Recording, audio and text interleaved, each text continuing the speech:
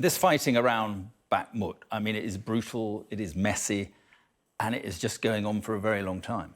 We've been reporting on it for over 6 months now, and the ferocious fighting continues. But actually, from the chaos of this war, there are some themes starting to emerge now. If you look at the Russian push-up in Crimea and down in Volodar, largely despite huge casualties, it looks like the Russian forces have culminated. They haven't made that much ground.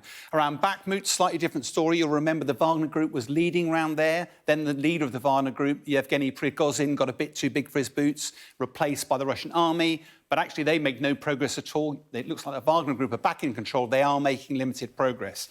But it's very difficult going. From the Ukrainian perspective, they're also having a lot of casualties. But it is worth remembering that on the defence, you generally only lose a third of the casualties you do on offence. So it's normally 3 to 1. And the Ukrainians are claiming they're inflicting 7 to 1 casualties on the Russian forces. Now, that sounds a bit extreme, except for the fact the Russians are throwing these inexperienced novices into the fight.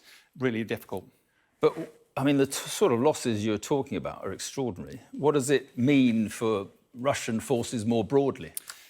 Well, they had 300,000, if you remember, that they mobilised, and it looks like they now need more. But for President Putin, it's going to be really difficult domestically to actually mount another mobilisation. Even if he did, that creates quantity and not quality. Unless they change the tactics on the battlefield, you'll get exactly the same result.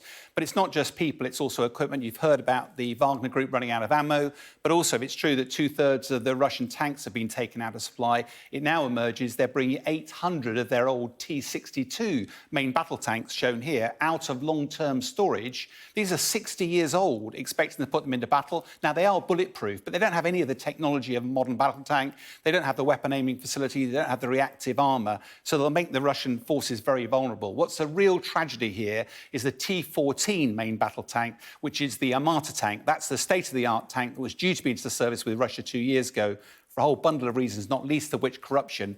That has not entered service yet. Right. What about the impact on Ukrainian forces of all this? It's a huge price that Ukraine have been paying as a result of this Russian invasion. They risk getting drawn into a war of attrition. This is Bakhmut, an absolute wreck.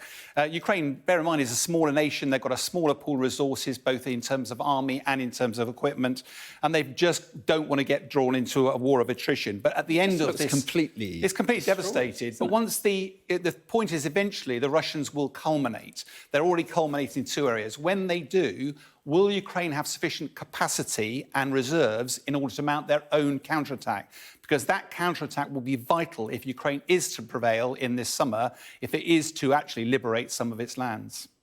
I mean, these are extraordinary images. All right. Sean, thank you very much indeed. Thank you.